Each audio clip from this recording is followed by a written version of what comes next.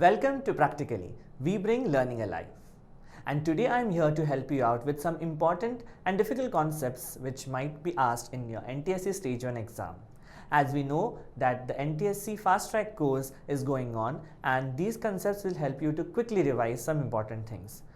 Students find mainly the lymph and blood related questions confusing, as the difference and similarities are confusing. So let's resolve it today. Let's see the difference and similarity between blood and lymph.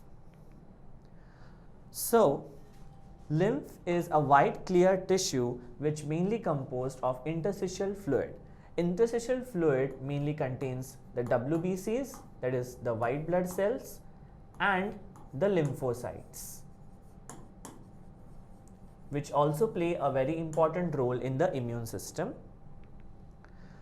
Then the lymph flows through lymphatic vessels which combine together and also form lymphatic nodes which are present in various regions like neck, armpits, groin, etc. and that makes the lymphatic system. Then what does lymph actually do? Well, it bathes the organ to remove any metabolic waste which are generated by disease causing bacteria. So in this way it assists the blood for the various processes, and it also absorbs fat soluble vitamins and other digested fat from small intestine. That's why the lymph in the digestive system is more thick and milky and is also called as chyle.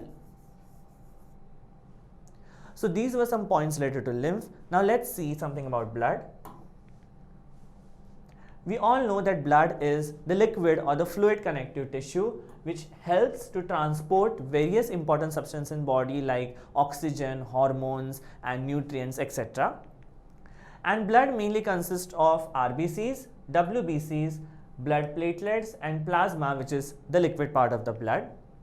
Blood is a main part of circulatory system and heart pumps the blood, and it also helps in removal of waste from the body. And here is the summary of the difference between lymph and blood.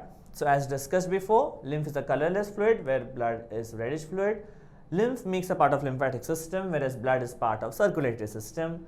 Lymph mainly contains WBCs and lymphatic fluid, whereas blood contains RBCs, WBCs, platelets and plasma.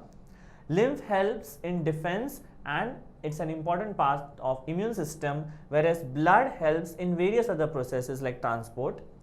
Lymph plasma lack proteins. This is an important point, whereas the plasma of blood contains various proteins, calcium, phosphorus and nutrients.